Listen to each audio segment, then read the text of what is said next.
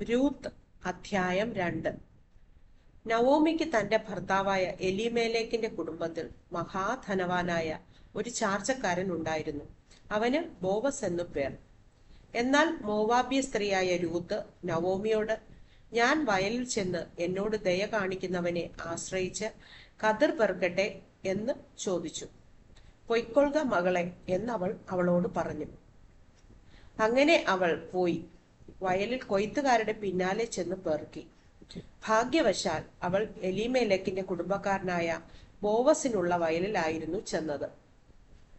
അപ്പോൾ ഇതാ ബോവസ് ബേത്ലഹേമിൽ നിന്ന് വരുന്നു. അവൻ കൊയ്ത്തുകാരോട്, യഹോവ നിങ്ങളോടുകൂടെ ഇരിക്കട്ടെ എന്ന് പറഞ്ഞു. യഹോവ നിന്നെ അനുഗ്രഹിക്കട്ടെ എന്ന് അവർ അവനോടും പറഞ്ഞു. കൊയ്ത്തുകാരുടെ മേലാളായ ഭൃത്യനോട്, ഈ യുവതി ഏത് എന്ന് ബോവസ് ചോദിച്ചു. കൊയ്ത്തുകാരുടെ മേലാളായ ഭൃത്യൻ, ഇവൾ മോവാബ് ദേശത്തു നിന്ന് നവോമിയോട് കൂടെ വന്ന മോവാബിയ യുവതിയാകുന്നു. ഞാൻ കൊയ്ത്തുകാരുടെ പിന്നാലെ കറ്റകളുടെ ഇടയിൽ പെറുക്കിക്കൊള്ളട്ടെ എന്ന് അവൾ ചോദിച്ചു. അങ്ങനെ അവൾ കാലത്ത് വന്ന് ഇതുവരെ പെറുക്കിക്കൊണ്ടിരിക്കുന്നു. വീട്ടിൽ അല്പനേരമേ താമസിച്ചുള്ളൂ എന്നുത്തരം പറഞ്ഞു. ബോവസ് രൂത്തിനോട്, കേട്ടോ മകളെ, പെറുക്കുവാൻ വേറൊരു വയലിൽ പോകേണ്ട, ഇവിടം വിടുകയും വേണ്ട. ഇവിടെ എന്റെ ബാല്യക്കാരത്തികളോട് ചേർന്ന് കൊള്ളുക. അവർ കൊയ്യുന്ന നിലത്തിന്മേൽ ദൃഷ്ടി വെച്ച് അവരുടെ പിന്നാലെ പൊയ്ക്കൊള്ളുക. ബാല്യക്കാർ നിന്നെ തുടരുതെന്ന് ഞാൻ അവരോട് കൽപ്പിച്ചിട്ടുണ്ട്. നിനക്ക് ദാഹിക്കുമ്പോൾ പാത്രങ്ങൾക്കരികെ ചെന്ന് ബാല്യക്കാർ കോരി വച്ചതിൽ നിന്ന് കുടിച്ചുകൊള്ളുക എന്ന് പറഞ്ഞു.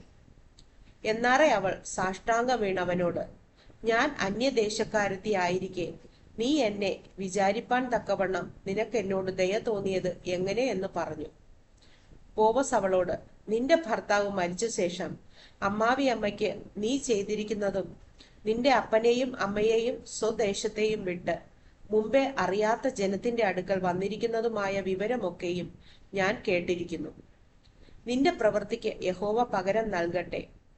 ഇസ്രായേലിന്റെ ദൈവമായ യഹോവയുടെ ചിറകിൻ കീഴെ ആശ്രയിച്ചു വന്നിരിക്കുന്ന നിനക്ക് അവൻ പൂർണ്ണ പ്രതിഫലം തരുമാറാകട്ടെ എന്നുത്തരം പറഞ്ഞു. അതിന് അവൾ, യജമാനനെ, ഞാൻ നിന്റെ ദാസിമാരിൽ ഒരുത്തിയെ പോലെയല്ല എന്ന് വരികിലും നീ എന്നെ ആശ്വസിപ്പിക്കുകയും അടിയനോട് ദയയായി സംസാരിക്കുകയും ചെയ്യുവാൻ തക്കവണ്ണം എന്നോട് നിനക്ക് കൃപ തോന്നിയല്ലോ എന്ന് പറഞ്ഞു. ഭക്ഷണ സമയത്ത് ബോവസ് അവളോട്, ഇവിടെ വന്ന് ഭക്ഷണം കഴിക്കാം, കഷണം വീഞ്ഞിൽ മുക്കിക്കൊള്ളുക എന്ന് പറഞ്ഞു. അങ്ങനെ അവൾ കൊയ്ത്തുകാരുടെ അരികെ ഇരുന്നു. അവൻ അവൾക്ക് മലർ കൊടുത്തു.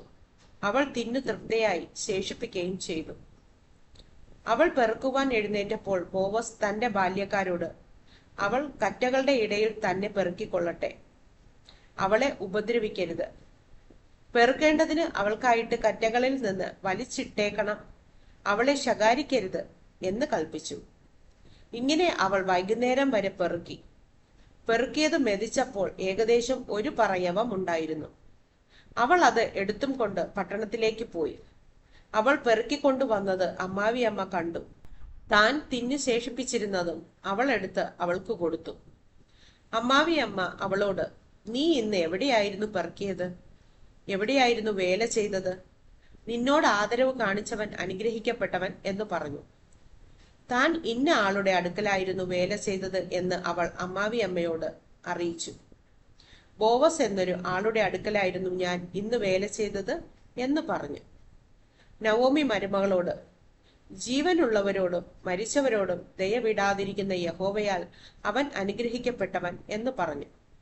അയാൾ നമുക്ക് അടുത്ത ചാർച്ചക്കാരനും നമ്മുടെ വീണ്ടെടുപ്പുകാരിൽ ഒരുത്തനുമാകുന്നു എന്നും നവോമി അവളോട് പറഞ്ഞു. എന്റെ ബാല്യക്കാർ കൊയ്ത്തെല്ലാം തീർക്കുവോളം അവരോട് ചേർന്നിരിക്ക എന്നുകൂടെ അവൻ എന്നോട് പറഞ്ഞു എന്ന് മോവാബ്യ സ്ത്രീയായ രൂത്ത് പറഞ്ഞു.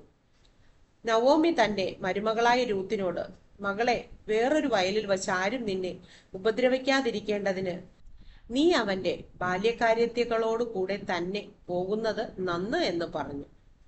അങ്ങനെ അവൾ യവക്കൊയ്ത്തും ഗോതമ്പ് കൊയ്ത്തും തീരുവോളം പെറുക്കുവാൻ ബോവസിന്റെ ബാല്യകാര്യത്തികളോട് ചേർന്നിരിക്കുകയും അമ്മായി അമ്മയോട് കൂടെ പാർക്കുകയും ചെയ്തു.